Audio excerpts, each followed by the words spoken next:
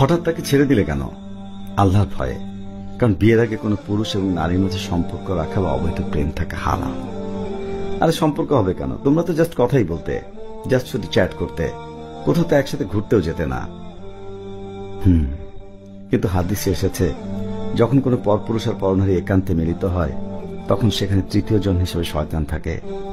আর তাছাড়া কুরআনে সূরা বনী ইসরাঈলের 32 নম্বর আয়াতে আল্লাহ বলেন, জেনার কাছেও যেও না, ওটা অত্যন্ত খারাপ কাজ এবং খুবই জঘন্য পথ।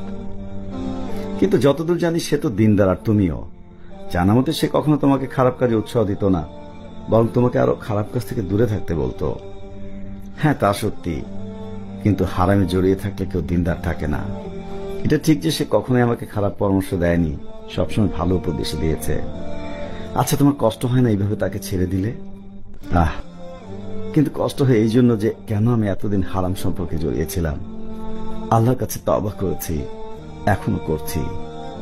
কিন্তু কাউকে কাঁদিয়ে কেউ ভালো থাকে না। তার চোখের পানি যদি তোমার জন্য অভিশাপ হয়ে দাঁড়ায়, তখন তাকে এইভাবে কষ্ট দেওয়া কি ঠিক হলো? আল্লাহর অবাধ্য হয়ে মানুষকে খুশি রাখার মধ্যে কখনো কল্যাণ থাকতে পারে না।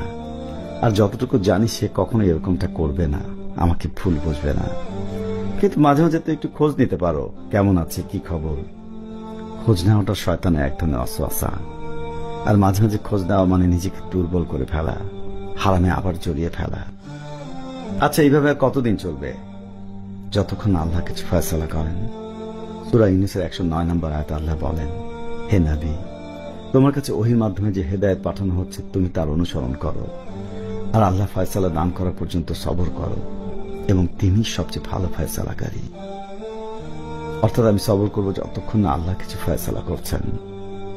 কিন্তু এইভাবে কোন রকম যোগাযোগ না রেখে যদি সে তোমাকে ভুলে যায়, যাক, কারণ এখানে তার থেকে আল্লাহর ভালোবাসা আমার কাছে অধিক প্রিয়। কোন রকম যোগাযোগ নেই, এইভাবে চলতে থাকলে যদি তাকে চিরদিনের জন্য হারিয়ে ফেলো, আল্লাহ ভাগ্যে রাখলে বিয়ে হবে। আর যোগাযোগ রাখলেই যে বিয়ে হবে তার কি নিশ্চয়তা আছে? আস্তাগফিরুল্লাহ। হারাম সম্পর্কগুলো এভাবে একদিন শেষ হয়ে যাবে। আফসোস যারা এখন এই সম্পর্কে জড়িয়ে আছে। কি হবে সেদিন? এই প্রিয়জনটা কি পাশে থাকবে আল্লাহর সামনে? না, অসম্ভব। হারাম কখনোই জাহান্নাম থেকে বাঁচাতে পারবে না, যতক্ষণ না সে তওবা করে ফিরে আসে।